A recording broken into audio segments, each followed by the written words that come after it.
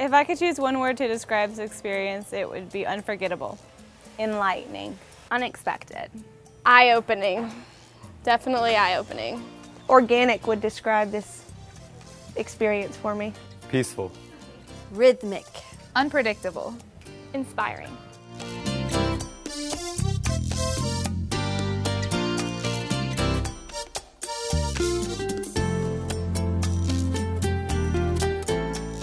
Of course, it takes more than one word or one idea to describe the experience of teaching abroad. But as you can sense already, teaching internationally offers a life-changing and incredibly rich experience. Each year, UNCW education majors travel abroad to take part in an immersive international experience. Students from the Watson College of Education travel to South Africa, China, Kuwait, Costa Rica, Japan, and Belize. Each experience is unique, each challenging, each inspiring.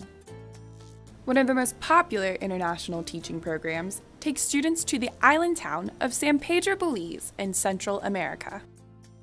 Having completed their North Carolina teacher licensure requirements in Wilmington area schools, each spring 15 to 20 Seahawks travel to the tropical island made famous by Madonna in her song Isla, Bonita.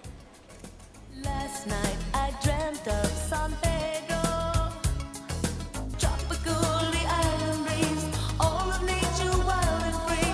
This is where I long to be, La Isla Bonita.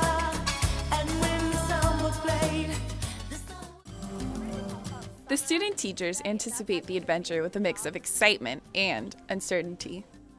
I'm interested to see how they craft their lessons, how they craft their units, how they plan and organize things. I think that it's going to be a struggle. I think that teaching in Belize is going to be a very big challenge for me. Classroom sizes are about a third of this room, and I'll probably have 8 students, which is a big change from this class. I expect there not to be a lot of opportunity for technology-involved lessons, which I'm going to have to face changing a lot of my lessons for that. Upon arrival in the English and Spanish-speaking country, the students settle into comfortable accommodations for their 5-week stay.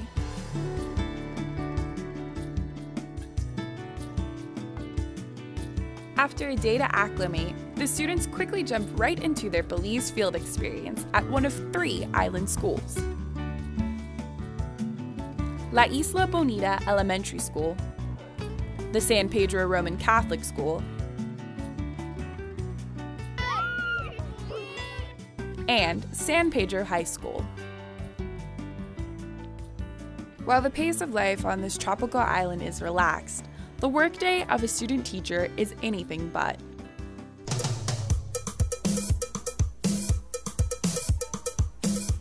A typical day teaching at RC. A typical day. Typical day here. A daily routine. A typical day of teaching in Belize is a little bit hotter than I was used to at first. I haven't been able to sleep in here, so I get up around 6 o'clock in the morning.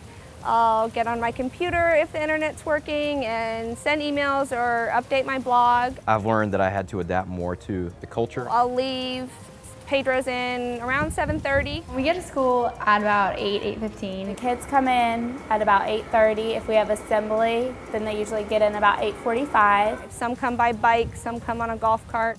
And we're in my school, smaller class sizes. So I only have 13 kids, whereas before I had 26, so exactly half. Students come in, they run around all over the place, which is good to get out their exercise. They also eat their breakfast, which consists of a lot of candy. And I was like, oh, that'll be a lot easier to have a smaller group. But it's been more challenging, I think, just because behavior management is done differently. They are to line up by gender out in front of the classroom, and they proceed into the classroom. There's a prayer before they enter and leave the classroom. We do classes and they have a break at 9:30. We start with language arts, and then we go to class from 8:30 to 10 o'clock. My standard 5 kids have language arts. And then we move on to either social studies or science. Then we have another half-hour break. There's a break from 10 to 10:15. Then there's language arts. And then from 10:30 to 12 o'clock, we have math class. And lunch is an hour and a half from 11:30 to 1. We're really lucky they feed us here, so they make us delicious lunch, and that's really good. And then we have more classes in the afternoon. The subjects vary in the afternoon depending on what day it is. They have Helpful living for them, or math. And then from 1 to 1:45, we have either computers or social studies, depending on the day. And 1:45 to 2:30, we have science. And then there's a break from 2:30 to 2:45, and then the older grades get dismissed at 3:30. And there's not much time spent after school planning, which is very different for me because I would stay after school until like at least 4 every day, sometimes 4:30 or 5:30 planning, but here it's just like, all right, see you tomorrow, kids. And that's the schedule written on paper, but not necessarily the schedule we go by every day. It's been good. After about 2 weeks, I kind of figured that part out. So you learn to go with the flow. So that's probably our typical day. As you can tell, the experience is truly immersive. While San Pedro is an idyllic tropical island, famous for its barrier reef, scuba diving, and snorkeling, adjusting to the Belizean classroom can be challenging. The first is just adapting my view of what is behaving and what is appropriate in class and what is not. And just like realizing that this class is probably never going to be completely silent. So I just have to kind of take that and say, okay, like this is okay for them to do. And I have to learn to not be like, why are you doing this in school? You shouldn't be doing this in school, because they can. I think the biggest challenge has been communication. Not only do some of the kids speak just Spanish at home, so their parents don't even speak English, but also it's just the language barrier. The way that I pronounce things is different than the way they pronounce things. Trying to understand what some of the kids are saying, because we've got Creole, we've got Spanish and English.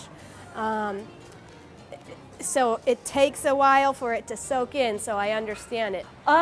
It's hard because there are 30 students, which is a lot bigger, and there's limited resources. Here, it's more of, they like to sing songs to learn things, they're very vocal, they love to talk.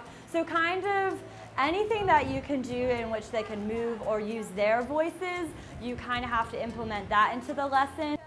My perception of what I thought it would be like to teach here is that it was going to be very strict, kids facing forward and not talking, and then I would do my teaching and that would be it. And then I got here on the first day and there's like 10 kids hanging on me and hugging me and telling me everything but something to do with the lesson, and it was just chaos. But it was their chaos, it was how they did things. Kids in Belize are a lot more excited, I guess, during the day. They're a lot more lively, they're getting up, moving chairs, moving desks, talking during the middle of class, so it's a lot more difficult for me to feel like I'm in control when I'm teaching here. I did not think it'd be this difficult. I mean, the first is a given. We don't have air conditioning, so on the sweltering days when the kids are restless and you're restless because you're dripping sweat, it's just really hard to focus and stay on task. It's very hot because most of the classrooms don't have air conditioning. I'd never written on a chalkboard until I got here, and it's definitely a lot hotter. I came here because I wanted to see if I could teach under these conditions without the technology I'm used to. Thinking that I could do it, piece of cake. I just think of something creative and clever, but it just takes a lot more work than that. I did not understand that I would be going into a classroom with the knowledge that I have, a chalkboard and a piece of chalk, and that's it. The biggest thing is flexibility. You need that to be a teacher wherever you are in the world, but especially in a new country, because you're going to have to get used to the culture as well as the different teaching styles, different ways of interacting with people. It took me about a week to understand my students just because they speak different slang than my students do at home. I can plan a lesson with one piece of notebook paper now. The smart board's out the window, computers are out the window, dry erase boards, a class set of textbooks. I feel like I've grown a lot as a person here, and we're only halfway through this experience. I've learned more about these kids' lives and learned about their struggles, which is something I couldn't ever imagine dealing with.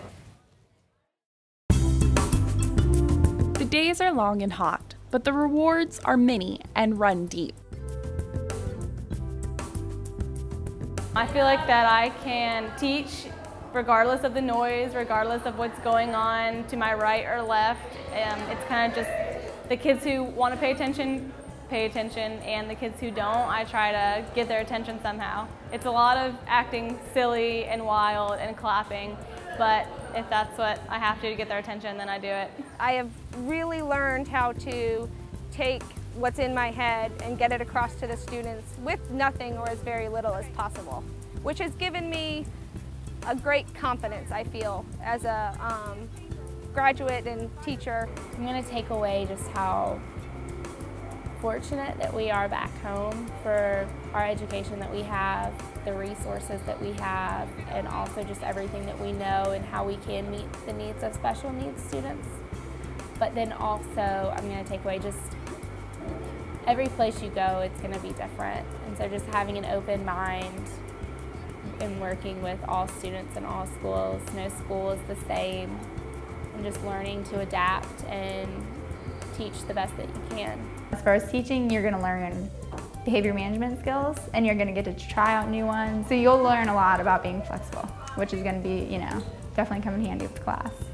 This experience, oh man, there's so many ways flooding through my mind right now. As a teacher, I'll be changed in really being able to appreciate every student for what they bring to the table. Teaching in Belize is a lot different than I expected, but it's also been really rewarding in that it's pushed me out of my comfort zone. 2 months ago, if you had thrown me into this, I would not have been ready. But I feel a lot more prepared to both teach here and at home now. I have great patience now for level of noise, for chaos, for kids off topic. I've really come to be able to take a deep breath and go, okay, what's most important right now? Let's start from there. The one thing I found is I may not have the resources, I may not have the comfort levels that I'm used to, but kids are still learning and kids are still kids. And to see both those things was the most encouraging thing to see. It's like, well, no matter where you are, what you have, kids are still going to learn. Now I feel confident in that, hey, I don't have any resources, but that's fine. I can make something, I can sing them a song, we can do things to learn, and they will still, you know, enjoy it. Really have come to understand one child brings something to the classroom and the whole class brings something to your instruction. The Watson College of Education field experience in Belize is an exciting, adventurous, and challenging 5 weeks of teaching, learning, working, meeting new people, developing relationships, and expanding horizons. But it is so much more. I would definitely recommend this trip just because it takes you out of the bubble of North Carolina. If you haven't had an experience out of the country or out of what you're used to, it's going to do nothing but benefit your philosophy of education, the way that you view the way that you can do things, your own potential, and kids' potential, because you're seeing things in a different way that you've never seen it before, and that can't be a bad thing. You're going to learn from it. Definitely a good experience, even if it was just being with my class, because my kids are just fantastic, and I loved my class at home so much, but I love my class here so much, and I think this is the best thing is that you come here and kids are the same everywhere. No matter where you go, they want to hug you, they want to read, and they're just my kids are just so great. So I think good experience for that reason.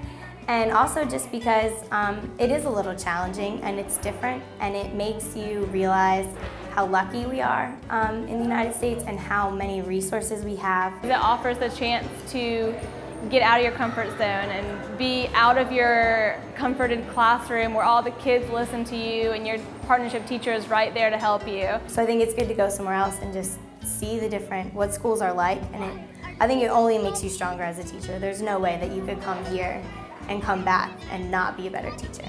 Get back with me and go, I'm grateful for this technology I have, I'm grateful for all these resources, and I can do so much more with it than I didn't even realize. And I probably would have never had those ideas if I wouldn't have left in the first place. I recommend this trip because it's a great experience to see a different side of education. You're taken out of your comfort zone, what you're used to, what you're accustomed to. You're working with teachers who want to learn from you, who want to share what they know too.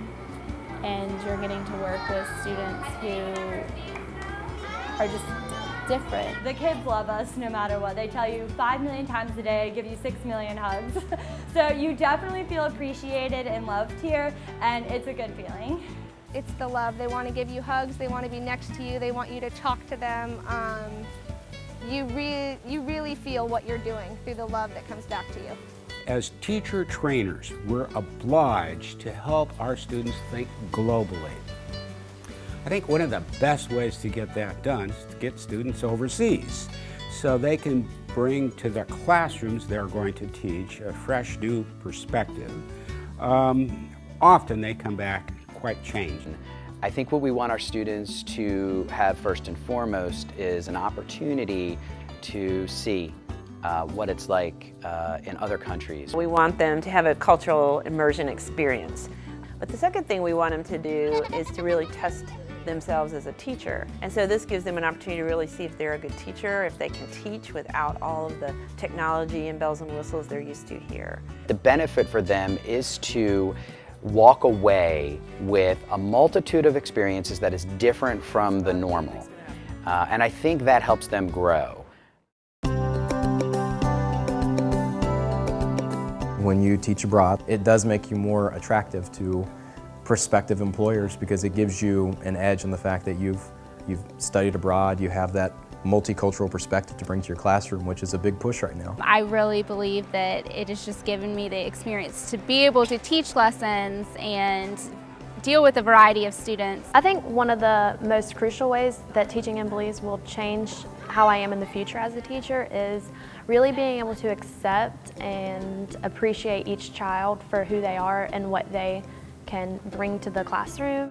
I think it's more important now to be globally aware of our surroundings and the rest of the world than when I was here without any international experience.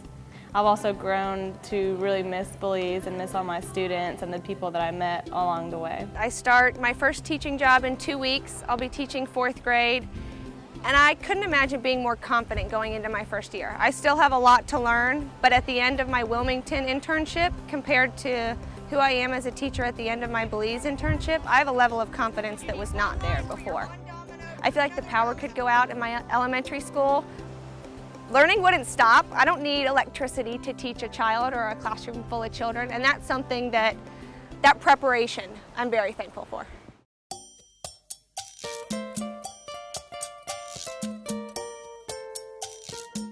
If I could describe Belize in 3 words, I would say incredible, life-changing, and passionate. Life-changing, challenging, and eye-opening.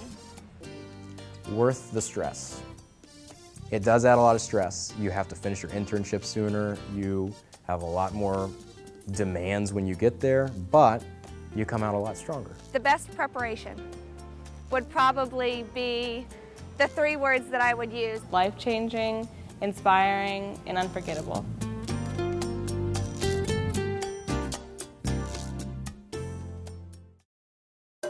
Welcome to San Pedro, La Isla Bonita, tropical island in front of the Belizean Barrier Reef. This is Islanders, back with you once again, San Pedro. Bienvenidos a mi casa, San Pedro Town. Bienvenidos a mi casa, La Isla Bonita. Bienvenidos a mi casa, San Pedro Town. Bienvenidos a mi isla. Let me be the first to welcome you to this tropical island in Belize, San Pedro Town, the beautiful key. Bienvenidos a mi casa, San Pedro Town. Bienvenidos a mi isla, La Isla Bonita. Bienvenidos a mi casa, San Pedro Town. Bienvenidos a mi isla. Let me be the first to welcome you to this tropical island in Belize, San Pedro Town, the beautiful key. Y toda la gente sabe que siempre estamos aquí. Y toda la gente de la isla vamos a seguir. Yo sé que los niños estamos aquí y están felices. Bienvenidos Bienvenidos a mi casa. Bienvenidos a mi casa. Bienvenidos a mi casa. Bienvenidos a mi isla. I know that you will like it here. I know that you will love it here. We have a beautiful reef, or not chill underneath a coconut tree. I'll take you to the shore, only. Bienvenidos a mi casa.